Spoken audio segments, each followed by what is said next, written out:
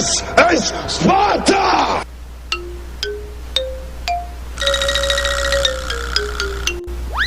네, 시청자 여러분 안녕하십니까? 안종현 경매TV 안종현입니다. 이번 영상물은 화면에도 나와 있습니다만은 임금채권. 이 임금채권 참 우리 신경 쓰시고 주의하셔야 됩니다. 자칫 잘못하면요, 세금, 조세 체납에 따른 압류가 되었을 경우에 세금의 종류는 당해세가 있고 일반 조세가 있다라는 그런 말씀을 제가 다른 영상물에서 말씀드린 것으로 기억이 납니다. 근데 이 세금 같은 경우는 배당 순위가 우선 변제입니다. 우선 변제. 즉 당해세 같은 경우는요, 당해세 우선 원칙에 의해 가지고 우선 변제권자 중에서 세금이 무조건 1등이에요. 그런데 근로자 임금 채권 아니십니까? 이 근로자 임금 채권은요, 우선 변제권이 아니고 최우선 변제입니다. 최우선 변제가 뭡니까? 우선 변제권자들을 저리 가. 자기가 먼저 가져가는 거예요. 이렇듯이 경매정보를 딱 보니까 두 번째 줄에 이제 근로복지공단이라고 제 표시를 안 해놨습니까? 근로복지공단이 떡 표시되면 우리는 어머야 해야 됩니다. 또 보니까 어이구 근로복지공단에서 세 번째 줄이죠. 압류가 되어 있네. 근로복지공단에서 가압류가 들어와 있네.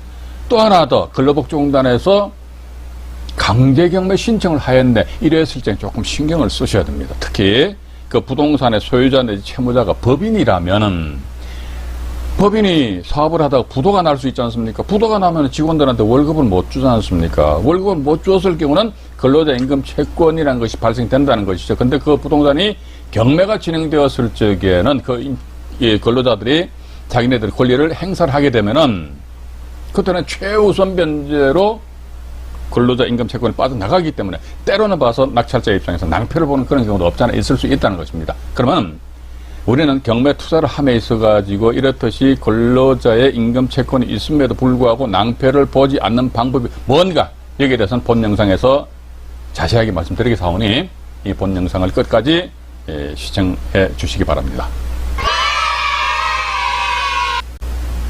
네, 칠판에 의해서 근로자 임금 채권에 대해서 간단하게 말씀을 드리도록 하겠습니다. 제가 조금 전에도 말씀드렸습니다만은 여러분들 경매 정보지를 보십니다. 경매 정보지를 보시면 있어가지고요, 이 근로복지공단이라는 그런 단어가 보이면요, 깜짝 놀라야 됩니다.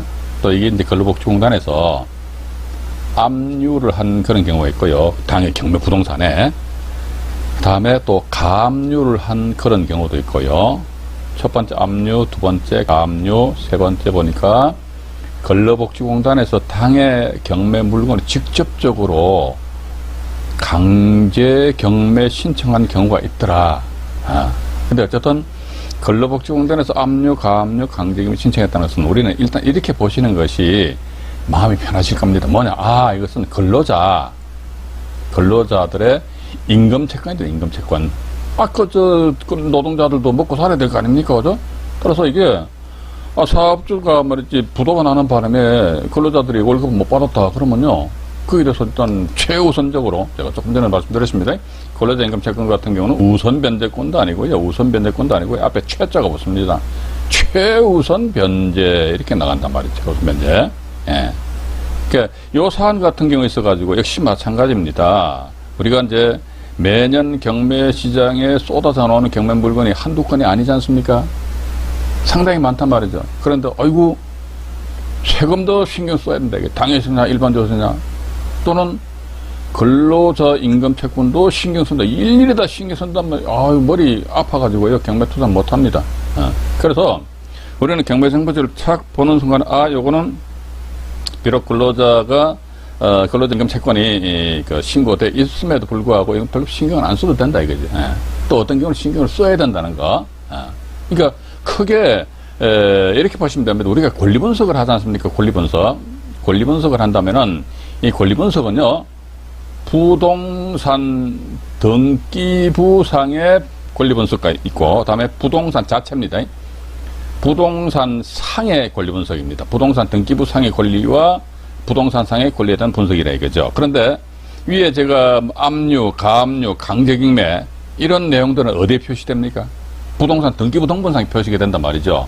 그러면은 이런 근로복지공단에서 압류나 가압류, 강제경매 기입 등기 되었다 손치더라도 이게 누가 낙찰을 받습니다. 낙찰 받아가지고 대금 납부하면서 소유권이 이제 촉탁 등기 신청을 해버린단 말이죠. 이때는 이거 뭐다? 전부 직권말소상이 돼버립니다. 자, 직권말소상이 됐는데 부동산 등기부상의 모든 권리는 일단 없어지잖아요. 그죠? 문제는 뭐냐? 부동산 상해의 권리자입니다.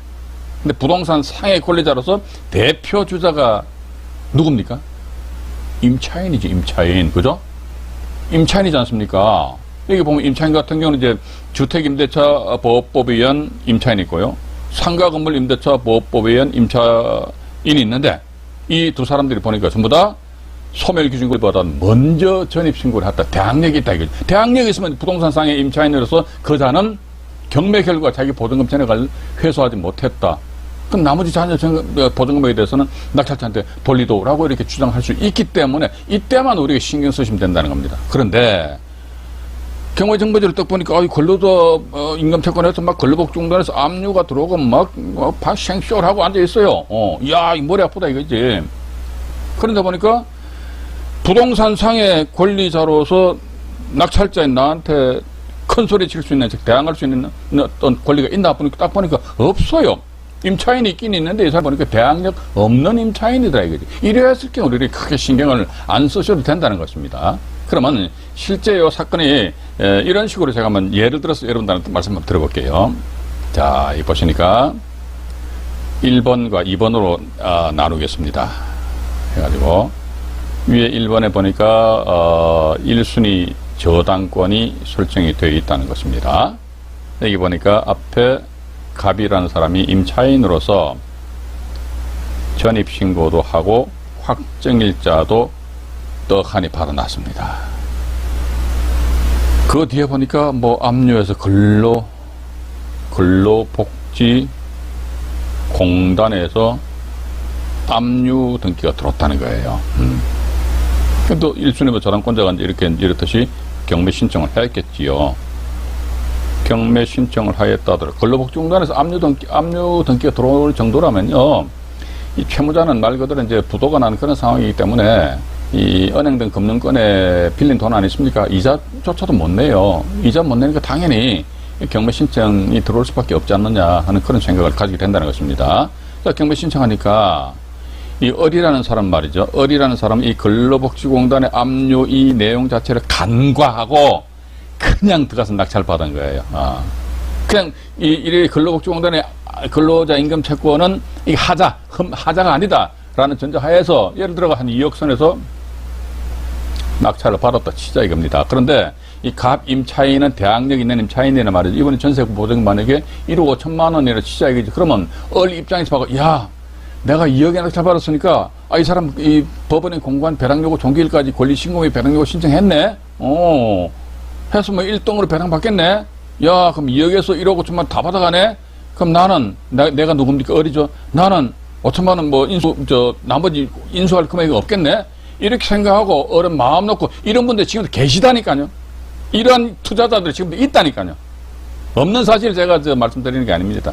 어떤 경우 보면 제가 참 대단히 안타깝다라는 그런 생각을 가지면서 조금 있다가 제가 실제 경매에 진행되었던 그 경매 정보지 아니십니까? 그걸 여러분들한테 그대로 다 보여드릴게요. 그러면 해서 이런 사람들이 과연 몇 사람이 있는지 우리가 두 눈으로 확인하자 이거죠. 그러니까 지금도 이런 사례가 있기 때문에 이 사람들이 보니까 이게 경매인들로서 말이야 기본적인 소양기 지식이 별로 없구나. 물론 다들 그런 건 아닙니다만 일부가 그렇겠지요. 자, 어쨌든 2억에 낙찰 받았으면 이분 같은 경우는 이제 자기는 인수하는 금액이 없다 이거지. 받았어요. 근데 어이구 복병은 여기서 뿅 나타났습니다. 근로복지공단에서요. 근로자 임금 체불된다면요 몇백만 원, 몇천만 원이 아닙니다만 몇 억씩 돼버려요. 예를 들어가지고요 근로자 임금 채권에 얼마 체불됐지? 한 1억 5천만 원 체불됐다 치자 이게 1억 5천만 원 정도. 1억 5천만 원 체불됐다면요 2억원에서 이 근로복지공단에서 1억 5천만 원 싹 다 가져가 버려요. 그럼 여기 1억 5천만 원 가져가 버리죠, 그죠? 그럼 여기 봐가지고 나머지 5천만 원 남지 않습니까? 5천만 원. 5천만 원에 대해서 갑한테 배당 해주고 다음에 나머지 1억은 어떻게 한다 하더라? 낙찰자가 인수하고, 이건 제가 극단적인 예를 들어서 말씀드리는 것입니다. 물론 그렇습니다. 요 1순위 저당권자 입장에서도 봐서요, 어떻게 보면 선순위에 임차인이 있다?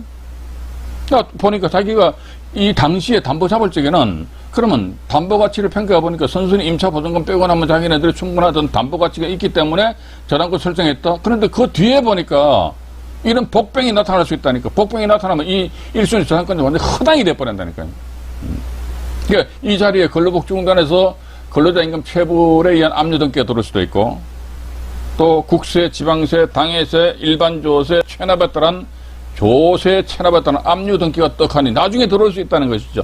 이리하였을 경우 이 저당권자는 맨 뒤로 꼴찌로 뒤로 밀려버리기 때문에 때로는 봐서 이 저당권자는 선의의 피해를 입을 수도 있다는 것입니다. 이런 경우가 있기 때문에 어쨌든 근로복지공단의 건장 보이도 어이구야 하면서 뭐야 이게 뭐지 근로자 임금 채권인가? 그럼 이게 최우선 변제라던데, 최우선 변제 같으면 이런 이 우선 변제권을 가지는 임차인보다도 또 우선 변제권을 가지는 저당권보다도 먼저 자기네들 채권액을 다 가져가 버린다 이거죠. 그렇기 때문에 조심하시자는 거. 근데 두 번째는 별로 신경 안 써도 되는 경우가 있습니다. 어떤 경우냐니까 여기 1순위 저당권이 있습니다. 다음에 이게 갑이라는 사람이 임차인으로서 전입신고하고 확정일자를 받아놨습니다. 그죠? 이 상태에서 보니까, 여기 1순위 저당권자 경매 신청을 하였단 말이죠. 경매 신청을 하였는데, 이 사이에도 근로복지공단에서 말이죠. 압류를 하였다더라. 이렇게 나와 있습니다. 그럼 경매 신청하니까, 이게 역시 마찬가지로 어리라는 분이 낙찰을 받았습니다. 낙찰을 받았어요. 낙찰을 받았는데, 여기 지금 예를 들자면 또 이렇게 보시면 이게 이번에 한 3억 선에서 낙찰을 받았다 치자이겠죠. 근데 저당권자 채권액이 한 5천만 원 정도 된다 치자입니다. 그 다음에 임차인 갑은 말이지요. 내가 입주해서 전입신고할 때 당시 보니까 이 저당권자의 실채권액이 5천만 원이구나. 그럼 나는 1억 5천만 원 해가지고 1억 5천만 원 전액에 대해서 내가 전세 설정하더라도 전세 보증금 안전하다 이렇게 생각을 하고 입찰 들어갔죠. 그런데 예를 들자면요, 근로자의 임금 채권이 만약에 한 2억 정도 돼버린다면요, 이게 2억 넘는 것도 있어요. 실제 경매 정보지를 보니까 2억 정도가 된다면 어떡한다더니 근로자 임금 채권은 뭐죠? 최우선 변제라는 말씀드리잖아요, 그죠? 최우선 변제니까 3억에서 근로자 2억 가져가 버려요. 2억 가져갑니다. 그럼 나머지 1억 남죠? 1억은 누가 가져갑니까? 이제 저당권자가 가져가는 거예요. 그죠? 저당권자 5천만 원 가져갑니다. 그죠? 그럼 나머지 5천만 원 남대, 그죠? 이 5천만 원은 누가? 요 임차인 갑이라는 사람이 가져간다는 것이죠. 그럼 이분 같은 경우는 자기 보증금 1억 5천만 원 중에서 5천만 원만 배당, 나머지 1억은 배당 못 받고 낙찰자한테 대항 못 하고 그냥 나가야 되고 이런 이런 2번 같은 경우에는 경매 투자자 입장에서 그렇게 크게 신경을 안 쓰셔도 돼요. 그죠? 1번과 2번의 큰 차이점은 뭐냐? 1번은 대항력 있는 임차인이 있을 때 근로자 임금 채권과 2번은 뭐다? 대항력 있는 임차인이 없고 근로자 임금 채권이 있다.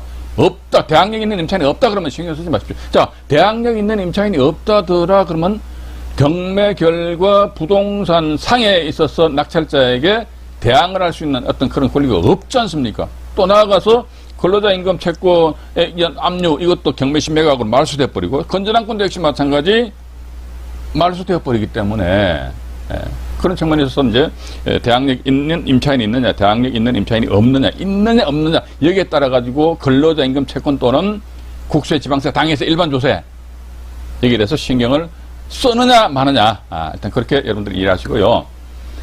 이어가지고 그 근로자 임금 채권 관련된 그 경매 사례가 좀 오래된 사건입니다만은 그 사례를 여러분들에게 소개 말씀을 드리도록 하겠습니다. This is Sparta! 네, 근로자 임금 채권 관련된 경매 정보지 사례를 여러분들에게 소개를 시켜드리겠습니다. 사건 번호가 2013 타경으로 나가지 않습니까? 조금 오래됐습니다. 그런데 이런 유형의 물건은 지금도 경매 시장에 쏟아져 나오고 있습니다. 제가 현재 가지고 있는 이런 사례만 하더라도 한 20건 이상 정도 됩니다. 그렇기 때문에 여기서 근로자 임금 채권과 관련된 그런 물건이다 했을 경우는 우리는 정말로 좀 신경을 쓰셔야 됩니다. 그죠? 밑으로 잠깐 내려가 보겠습니다. 화면을 좀 확대해 보겠습니다. 확대를 해드리겠습니다. 여기 보시니까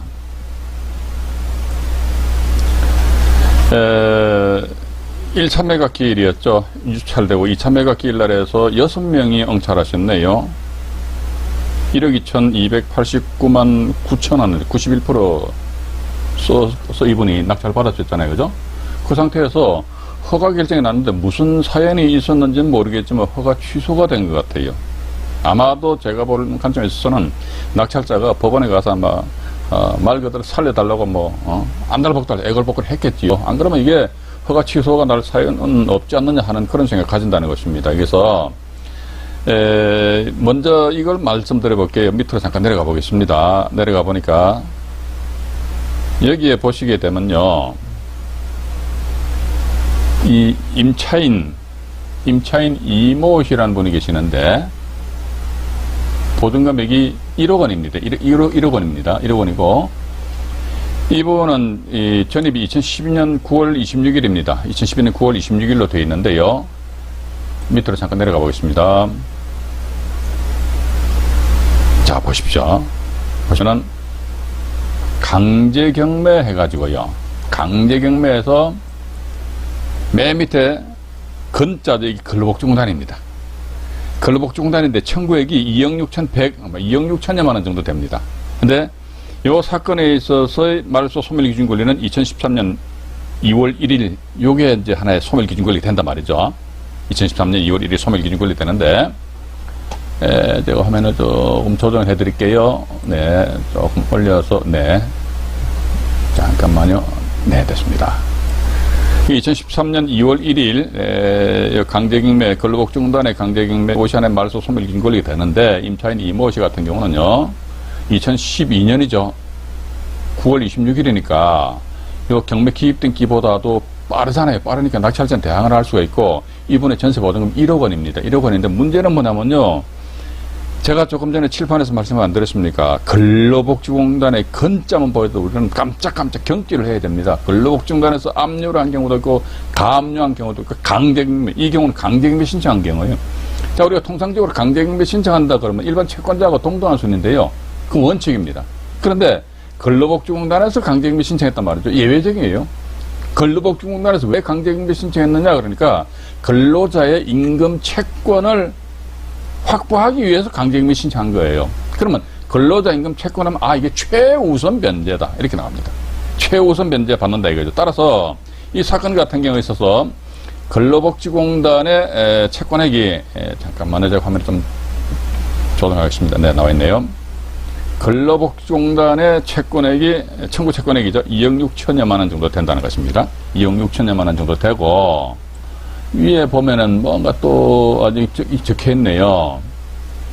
신청 채권자의 청구 채권은 신청 채권자의 청구 채권은 2억 6,134만 3,940원입니다. 임금 및 퇴직금에 대한 최단금 채권으로 최우선 변제죠, 그죠? 최우선 변제권이 있어서 임차인이 보증금 전액을 다 배당받지 아니했을 경우는 매수인이 인수한다라고 이게 버젓이 이게 표시되어 있고, 이런 사실관계에도 역시 마찬가지 매각 물건 명세서상에 표시가 되어 있었습니다. 그럼에도 불구하고 사람들이 그냥 순풍순풍 들어가더란 말이죠. 자, 예를 들면 이 임차인의 보증금액이 대항력에 있는 임차인의 보증금이 1억 원입니다. 그러면 근로복지공단의 청구 채권액이 2억 6천여만 원 된단 말이죠. 근데 여기서 보시면은 박모 씨라는 분이 1억 2,200여만 원을 썼습니다. 최대 맥시멈 1억 원까지 낙찰자 인수한다 그러면 2억 2천 돼 버린단 말이죠. 그러면 1차 감정가 1억 3천만 원대 돼가지고 상당히 비싸죠. 전 이렇게 봅니다. 여기 이날짜 6명이 엉찰하셨는데 제가 볼 때는 6분 전부 다 근로복지공단 근로자 임금 채권에 대한 내용을 자세히 모르는 거예요. 왜? 6명 중에서 6등 꼴찌로 쓰신 분이 좋습니다. 1억 800만 원 썼다 치자 이게요. 그러면 1억 800만 원 쓰면은 여기 1억을 더 인수하면 얼마입니까? 2억 800이 돼버리잖아요. 2억 800이 되면, 아이고, 1차 최저 가격 1억 3,500보다도 한참 높죠? 그러니까 6명 전부 다 근로복지공단의 임금 채권 관련해서는 자세히 모른다, 이게. 그냥 들어간 거예요. 왜들 그러지라고. 응? 그래서 안타까워요, 제가. 네. 그래서 일단, 이러한 상태에서도 보니까 다음 기일날 해가지고 또 누가 7,200여만 원을 썼다가 말이죠. 허가가 났는데 대금 납부를 안 하셨네요. 왜 안 하셨을까요? 물론 이분 같은 경우는 5,529만 6천 원에 10%죠. 이건 재경매는 아닙니다. 허가가 취소났기 때문에 재경매는 아니에요. 그럼 550만 원 정도 아마 입찰 보증금액을 이제 포기를 했겠지요.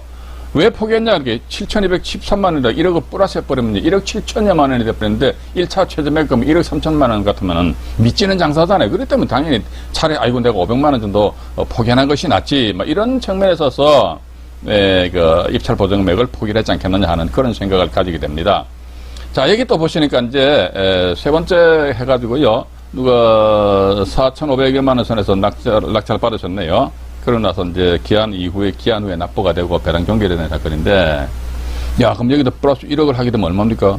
1억 4,500인데, 야, 1억 3,500 대비하면은 한 1,000만 원 정도 손해보는 장사잖아요. 그죠? 1,000만 원 정도 손해보는 장사더라. 그런데 또 이런 걸로 위안을 삼을 수도 있는 것 같아요. 자, 보시면 가격 시점이 언제로 되어 있습니까?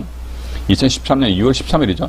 2013년 2월 13일을 기준해가지고 얼마? 1억 3,500만 원 이제 법원에서 평가했다는 것입니다. 그런데 이분이 대금 납부를 언제 했지? 2014년도 11월 달에 납부했잖아요. 그러면은 요 2013년 2월 대비해가지고 거난 2년여 전에 가격으로 봐야 된다 이거죠. 그러면 봐서 한 2년 정도 시간이 흘렀기 때문에 이 정도 1억 원 인수하더라도 아마 이분은 이제 손해보는 장사는 아니지 않겠느냐, 그런 측면에 있어서 대금을 납부를 했지 않겠느냐 하는 그런 생각을 가진다는 것입니다. 자, 어쨌든 제가 칠판에서 여러분들에게 누누이 말씀드렸습니다만은 어쨌든 경매 정보지를 보시면서 가지고 근로복지공단의 건장은 보이더라도 우리는 긴장을 바짝 해야 됩니다. 그래서 압류, 강제경매 신청을 하였다. 누가?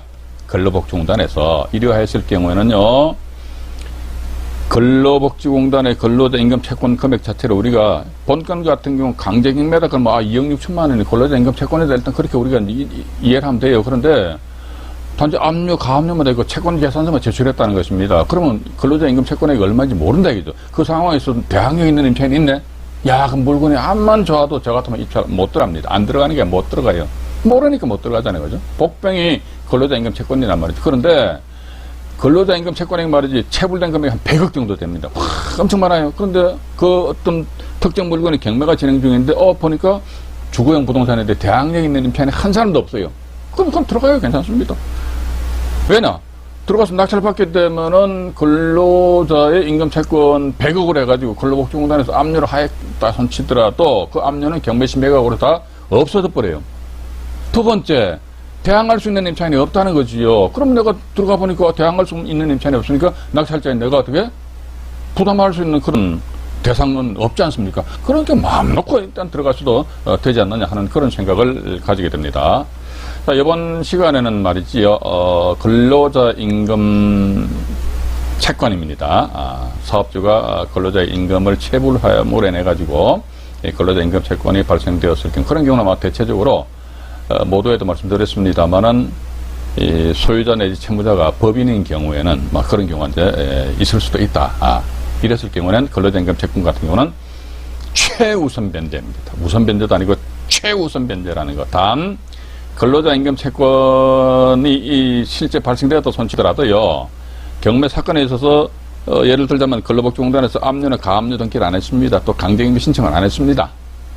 가만히 있다가 말이지 나중에 요건 같은 경우 배당 요구 종기일이 언젠가요? 잠깐만요. 배당 요구 종기일이 여기 나와 있네요. 배당 요구 종기일이 2013년 4월 25일입니다. 그런데 이 2013년 4월 25일까지 말이죠. 근로복지공단에서는 이 부동산 등기부등본상에 압류도 안 하고 가압류도 안 하고 강제경매 신청도 아무것도 안 했어요. 아무런 흔적이 안 남습니다. 그런데 예를 들어 2013년 4월 25일인데 2013년 4월 30날 아니면 4월 26일날 해가지고 말이죠. 근로복지공단에서 담당자가 헐레벌떡 하면서 법원에 가가지고 채권 계산서를 제시를 합니다. 뭐요? 그러면 이게 근로자 임금 채권인데요. 그러면 법원에서는 그 서류는 받아는 줍니다만 근로자들은 임금 채권은 배당 절차 참여 안 됩니다. 배당 참여가 안 되고 이때는 대항력 있는 임차인이 있다면 이 임차인이 배당 순위에서 먼저 받아간다는 거. 그러니까 어쨌든 이해관계인들은 현행 민사집행법입니다. 민사집행법에서는 이해관계인들은 법원이 공고한 배당 요구 종기일까지입니다. 이때까지 권리신고 및 배당 요구 신청을 해야 합니다. 또 이때까지 권리신고 및 배당 요구 신청을 했다가 그 자체를 철회를 할 수 있다는 것입니다. 이게 그렇기 때문에 우리 경매인들은요, 매각 물건 명세서를 보시게 되면 배당요구 종기일이 표시되어 있습니다. 그래서 특히 대항력 있는 임차인이 있다든지 아니면 또 근로자 임금 채권이 발생되었을 경우에 그 자들이 과연 언제 채권 계산서를 제출했는지 그런 사실관계는 반드시 확인을 해보셔야 되지 않을까 하는 그런 생각을 가지면서 요 하나만 더 여러분들한테 보여드리겠습니다. 그러면요, 요 사건 관련해가지고 근로복지공단에서 말이지요, 문건 접수 송달 내역을 보시면 돼요. 문건 접수 송달 내역을 잔잔히 보시게 되면은, 여기 보면 근로복지공단 많이 나와 있잖아요. 보시니까 근로복지공단 무슨 보정서 제출하고, 근로복지공단 연람신청서, 공시송달 신청서, 이렇게 보정서, 이 보니까 아마도 이렇게 채권계산서를 제출, 아마 이분들이 직접 강제임을 신청했기 때문에, 강제임을 신청함으로 인해서 청구액이 2억 6천만 원이니까 일단 그건 채권계산서를 제출한 것으로 본다 이거지요. 요건 같은 경우 강제임의 신청이니까 그러는데, 강제임의 신청을 근로복지공단에서 하지 않고 단지 압류만 했다. 이랬을 때는요, 문건 접수 송달 내역입니다. 문건 접수 송달 내역 해가지고요. 문건 접수 내역이지요. 문건 접수 내역도 여러분들 반드시 뚫어지게 쳐다보셔야 됩니다. 그래서 근로복지공단에서 채권계산서를 언제 제출하였는지 그런 사실관계를 반드시 두 눈으로 확인한 이후에 입찰 참여 여부를 결정하셔야지만 실패한 경매 투자가 되지 않는다라는 그런 말씀을 드리면서, 아직 안종현 경매TV에 구독 신청을 하지 않으신 분이 계시다면은 화면 우측 하단에 보시면 붉은색 구독 버튼이 있습니다. 꼭 한번 눌러주세요. 보다 앞으로 더 좋은 양질의 경매 방송으로 보답을 해드리겠습니다. 고맙습니다.